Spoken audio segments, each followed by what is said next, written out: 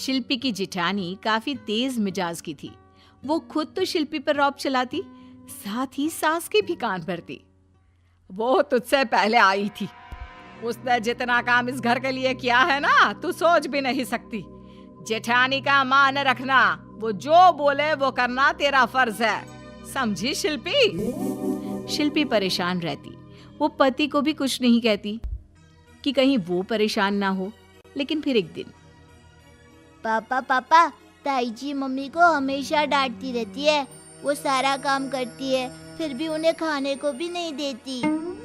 शिल्पी का पति ये तो देख ही रहा था कि जिस प्यारी सी शिल्पी को वो शादी करके लेकर आया था, वो अब वैसी नहीं रही। कैसी बात बोल रहे हो? नहीं नहीं, ऐसा कुछ भी नहीं है। ये बच्चा है, कुछ भी बोलता रहता है। बच्चों की बात का क्या विश्वास करना। बच्चे सच ही बोलता है शिल्पी। तुमसे ही मेरा परिवार है, तुम ठीक रहोगी तो ही मेरा ध्यान काम पर रहेगा। शिल्पी पति को विश्वास दिलाती है कि सब कुछ ठीक है, वो भी ठीक है, उसे कुछ नहीं हुआ। लेकिन कुछ ही महीनों में शिल्पी की हालत खराब होने लगती है। वो बिस्तर पकड़ लेती है। क्या हुआ है शिल्पी? माँ भाभी कोई तो कुछ बताओ, ये लगातार इतनी कमजोर क्यों होती जा रही है? अरे इसकी उम्र ही क्या है? अरे सारा दिन बैठी बैठी मोबाइल देखेगी तो क्या होगा? मेरी तो रसोई में काम कर कर के हालत खराब हो गई है। इसे तो पूरा आराम देते हैं, न जाने फिर भी। लेकिन पास खड़ा बच्चा फिर बोलने लगता है, नहीं नहीं, ताई जी और दादी झूठ बोल रही है। माँ सारा दिन काम करती है और ये लोग उन्हें खाने को भी नहीं देते हैं। शिल्पी का पति लंबी सांस लेता है और फिर नौकरी छोड़ देता है। क्या बात है, आजकल आप काम पर नहीं जा रहे हैं? घर के प्रति आपकी भी जिम्मेदारी है। बड़े भैया कितना करेंगे? हाँ, मैं नौकरी के लिए ट्राई कर रहा हूँ। क्यों परेशान होती हो?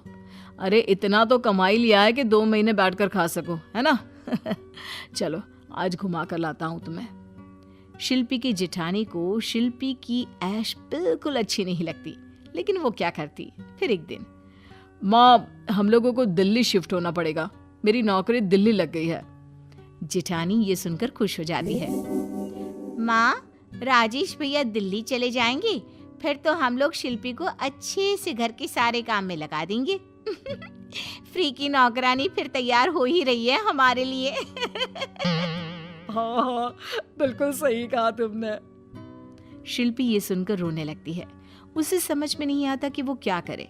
पति के शिफ्ट होने के बाद तो जेठानी और सास उसका और हाल बेहाल कर देंगे। शिल्पी कुछ कहती उससे पहले ही राजेश कह देता है, शिल्पी, बेटे का एडमिशन भी मैंने करवा दिया है, वो वहीं पढ़ेगा। दिल्ली की पढ़ाई बहुत अच्छी है, और तो और हम लोगों को कंपनी की तरफ से रहना भी फ्री है। बड़ा घर है। चलो जल्दी से अपना सामान पैक कर लो। ओए रुको रुको, वो कहीं नहीं जाएगी। यहाँ बूढ़ी माँ को किसके भरोसे छोड़कर जा रहे हो? किसके मतलब? भाभी तो है ही ना माँ। भैया की सरकारी नौकरी है, पूरा परिवार, बच्चे सभी तो हैं। नहीं नहीं, शिल्पी यहीं रहेगी। यहाँ का काम कैसे होगा? और मैं नौकरी करूंगा या खाना बनाऊंगा या फिर घर पे झाड़ू लगाऊंगा, जबकि मेरे पास मेरी बीवी है। वाह देवर जी, आज आपको बीवी की जरूरत पड़ गई। सालों से जब मैं घर पर अकेली बहू थी तब माँ भी हट्टी कट्टी थी, पूरा काम आपके साथ करती थी। दूसरा घर में 2-2 नौकरानी भी थी। शिल्पी के आते ही सबसे पहले नौकरानी हटा दी, फिर उसकी हालत खराब कर दी। मैं अपनी बीवी को किसी हालत में यहाँ नहीं छोड़ूंगा। लड़िए मत ना, मैं बाद में आ जाऊंगी। अरे लेकिन बच्चे का एडमिशन हो चुका है, मैं कैसे मैनेज करूंगा? नहीं, साथ ही चलना है। शिल्पी राजेश के साथ दिल्ली चली जाती है, दिल्ली वाले घर पर। राजेश, मैं यहाँ सोफा रखना चाहती हूँ और वो बालकनी में छोटी सी बैठक। यहाँ पर ना लाइब्रेरी और टीवी इस दीवार पर। रसोई में ना मुझे वो वाले बर्तन चाहिए जो ना। अभी तो शिल्पी घर को देखकर किसी बच्ची की तरह बोले जा रही थी। ये वही शिल्पी थी जिससे राजेश ने शादी की थी। धीरे धीरे शिल्पी अपनी गृहस्थी में रम जाती है। उस घर में सब कुछ उसके हिसाब से होता है। लेकिन फिर एक रोज, अरे शिल्पी की बच्ची शहर क्या गई, पटना को भूल ही गई। दिवाली आ रही है, मैं लिस्ट भेज रही हूँ।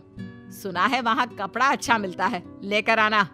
और हाँ, साड़ी भारी वाली लाना, हल्की नहीं। सास फोन रख देती है, लेकिन शिल्पी की नजर सीधा अपने घर के मंदिर पर पड़ती है। हे ईश्वर, इस बार दिवाली में मैं आपके सामने दिया नहीं रख पाऊंगी। शिल्पा भरे मन के साथ न चाहते हुए भी दिवाली में ससुराल जाती है। ससुराल में शिल्पी आ गई, कैसी हो?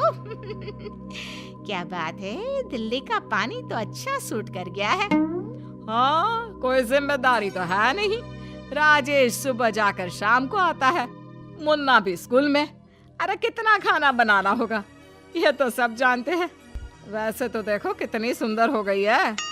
अरे छोड़िए ना माँ जी, आप भी।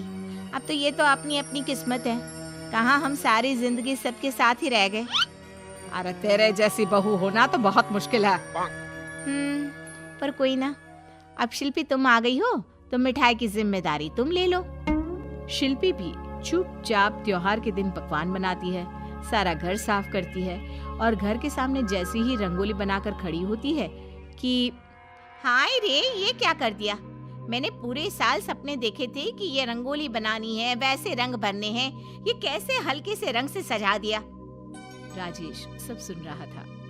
ये रंगोली यहाँ नहीं रहेगी, हटाओ इसे।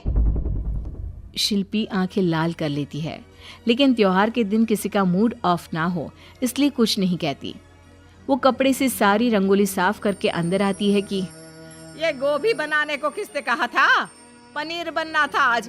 ये क्या है, बिना पूछे काम क्यों करती हो? और जाओ लाल रंग की साड़ी पहनो। ये क्या गुलाबी रंग डाला है? देखो पापा, यहाँ तो माँ अपनी मर्जी से कुछ भी नहीं कर सकती। कुछ दिनों की बात है बेटा, फिर तो दिल्ली ही जाना है। शिल्पी को लेकर थोड़े दिन बाद राजेश दिल्ली आ जाता है।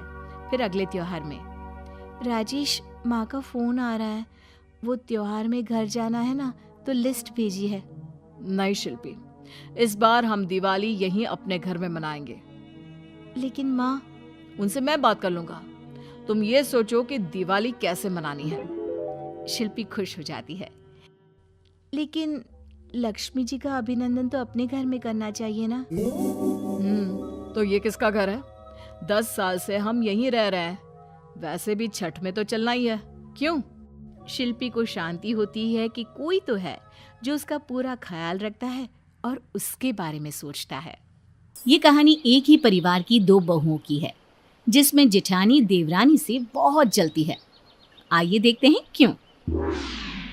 अरे कितनी सुंदर लग रही है। कौन? अच्छा भाभी, बात तो सही कही, भाभी है तो बहुत सुंदर। क्यों निशा भाभी, सही कहा ना? हाँ, छोटी उम्र है तो फिर नई नई शादी। जब से ये इस घर में आई है तब से सब अच्छा ही अच्छा हो रहा है। आस पड़ोस की औरतें मुझसे खुद आकर बात करती है, मुझे अपने साथ घुमाने ले जाती है, कहती है क्या बहू लाई हो भाई। माँ, ये भाभी के आने की वजह से नहीं, भाभी की सुंदरता का कमाल है। जो सारी औरतें आपसे बात करती है, सभी लोग भाभी से बात करना चाहते हैं। अरे जो भी हो, मुझे तो बहुत अच्छा लगता है। यहाँ क्या मेरी बात चल रही है? लाइए भाभी, मैं चाय दे देती हूँ, आप बैठ जाइए। अरे तू क्यों देगी चाय? कहीं तेरे ऊपर गिर गई तो? ना। लेकिन माँ जी, क्यों, क्या हुआ? क्यों चाय मेरे ऊपर गिर जाएगी? अरे छोटी भाभी, माँ के कहने का मतलब है आप इतने सुंदर हाथों से काम करेंगी, अच्छा होगा कि आप ये काम निशा भाभी को ही करने दे। वैसे भी उन्हें आदत है ऐसे काम करने की। हाँ नेहा, माँ जी और ये सही बोल रही हैं। तुम बैठो, चाय पियो, मैं सब कर लूँगी। थैंक यू भाभी, आप कितनी अच्छी हैं। अगले दिन अरे आप कैसी बात कर रही हैं? आपको कैसे ना बुलाऊं? आपको अब यहाँ कौन नहीं जानता? अरे चांद का टुकड़ा है आपके घर तो। वो तो है, वैसे बधाई हो तुमको, तुम दादी बन गई।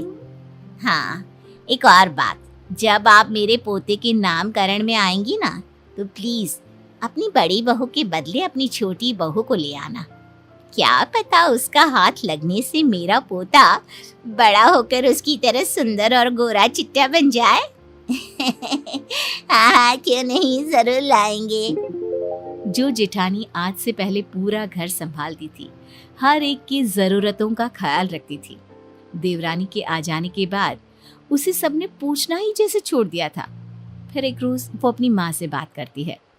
क्या हुआ, बहुत परेशान लग रही हो, सब ठीक तो है ना? माँ, मैं कुछ दिनों के लिए अपने घर आना चाहती हूँ। वैसे भी इस घर में तो मेरी कोई कदर ही नहीं है। माना मेरी देवरानी बहुत खूबसूरत है, लेकिन इसका ये मतलब तो नहीं कि जो पहले से घर में है उसे इस तरह नज़रअंदाज कर दो कि उसे लगे कि वो है ही नहीं।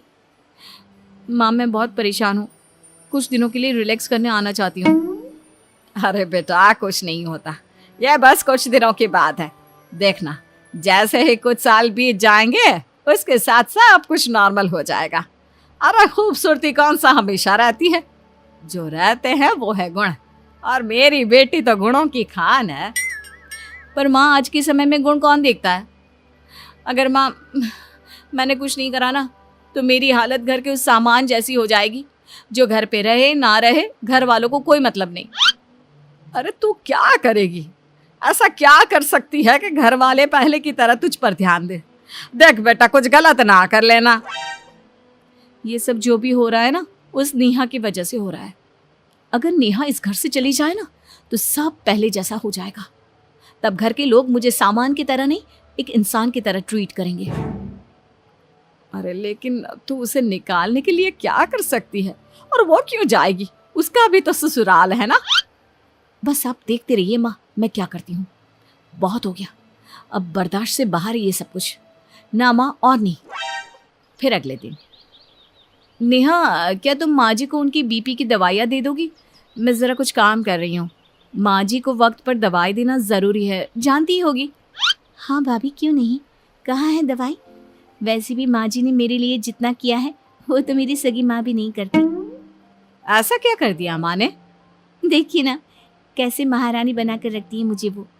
वरना मेरी माँ, उसने तो मेरी हालत नौकरानी वाली कर रखी थी, सुबह से लेकर रात तक घर का सारा काम। लेकिन यहाँ तो आराम ही आराम। वैसे कहाँ है दवाई? हाँ सही बात है, तेरे आने के बाद से तो इस घर में मैं ही नौकरानी बन गई हूँ। पर कोई ना, वो वहीं टेबल पर रखी होगी दवाई, दे दो माँ को, मैं खाना बनाती हूँ। देवरानी सास को दवाई देती है। दवाई खाने के 5 मिनट बाद ही सास की तबीयत खराब होने लगती है। डॉक्टर को बुलाया जाता है। क्या हुआ डॉक्टर साहब, माँ जी की तबीयत यूं अचानक से कैसे बिगड़ गई? माँ जी का तो पहले ऐसा हाल कभी नहीं हुआ। इन्होंने कोई गलत दवाई ली है, इसलिए ऐसा हुआ है। वैसे क्या दिया था इनको आप लोगों ने? ये छोटी वाली बहू ने ही दवाई दी थी, बड़ी देती है तो ठीक रहता है। छोटी ने न जाने क्या खिला दिया। लेकिन मैंने तो बीपी की दवाई दी थी, ये देखिए, ये दवाई थी। ये वो दवाई नहीं है जो ये खाती है, ये कोई दूसरी दवाई है। ला ये देखो, ये किस चीज़ की है। डॉक्टर दवाई देखते हैं और फिर, अरे ये तो नींद की दवाई है, वो भी एक्सपायरी वाली। मुझे दिखाओ। हाँ, ये वो दवाई नहीं है। माँ जी की दवाई तो ये वाली है। क्या है नेहा, माना सुंदर हो लेकिन थोड़ी अकल भी तो लगा लिया करो। क्या है नेहा भाभी, आपने माँ को दवाई देखकर क्यों नहीं दी? आप इतनी लापरवाह कैसे हो सकती हैं? आज आपकी वजह से माँ को कुछ भी हो सकता था। लगता है भगवान ने केवल शक्ल दी है, अकल नहीं दी, बुद्धि देना ही भूल गए। अगले दिन, सुनो नेहा, टेबल पर फाइल्स पे कुछ डॉक्यूमेंट्स पड़े हुए हैं। ऐसा करो, उनको अच्छी तरह फाड़ कर फेंक दो, वो अब किसी काम के नहीं है। लेकिन भाभी, ये किस चीज़ के डॉक्यूमेंट्स है और मैं कैसे फाड़ दूँ? अरे मेरे कुछ पुराने डॉक्यूमेंट्स हैं जो अब किसी काम के नहीं, इसलिए घर गंदा रहता है, सफाई का जिम्मा सारा मेरे पर है। मेरे घर में फालतू के कागज पड़े ही रहते हैं। देवरानी टेबल पर रखे सारे डॉक्यूमेंट्स फाड़ कर फेंक देती है। थोड़ी देर बाद, भाभी यहाँ टेबल पर मेरी एक फाइल पड़ी हुई थी, आपने देखी क्या? अरे नहीं देखी देवर जी, वहीं होगी। भाभी, वो सारी फाइल तो मैंने फाड़ के फेंक दी, आप ही ने तो कहा था। हाँ कहा तो था, लेकिन वो तो पुराने बेकार पेपर फाड़ने बोला था, तूने पढ़ा नहीं क्या? हाँ, भाभी ने बोला और आपने बिना देखे उसको फेंक दिया। अरे कल को निशा भाभी आपको कुएं में कूदने को कहेगी तो आप कूद जाएंगे क्या? आपके पास खुद का कॉमन सेंस भी नहीं है क्या? ये तुम कैसी बात कर रही हो? उसने बोला ना, गलती मेरी ही है, मुझे ही ठीक से बताना चाहिए था। नहीं नहीं भाभी, इसमें आपकी गलती नहीं है। ये भी तो एक बार फाइल खोलकर देख सकती थी। हर वक्त अपनी गलती आप पर ही डालती रहती है। कल भी जब माँ के साथ जो कुछ भी हुआ, हम लोगों ने इनको सुंदर सुंदर बोलकर बहुत सर पर चढ़ा रखा था, लेकिन सुंदर होने से कुछ थोड़ी ना होता है, गुण तो इनमें एक भी नहीं है। नेहा, मुझे तुमसे ऐसी उम्मीद नहीं थी। तुम नहीं जानती कि वो फाइल कितनी जरूरी थी। अब क्या करूं? आपकी उस फाइल की कोई कॉपी है क्या? हाँ भाभी, मेरे लैपटॉप में है। तो बस मीटिंग के लिए तब तक वो प्रिंट आउट निकलवा लीजिए। हाँ, वैसे ये आइडिया भी बुरा नहीं है। ऐसे ही जेठानी देवरानी को अपनी छोटी छोटी चालों में फंसाकर घर वालों को देवरानी के खिलाफ भड़का देती है, जिससे घर वाले देवरानी को घर से निकाल देते हैं।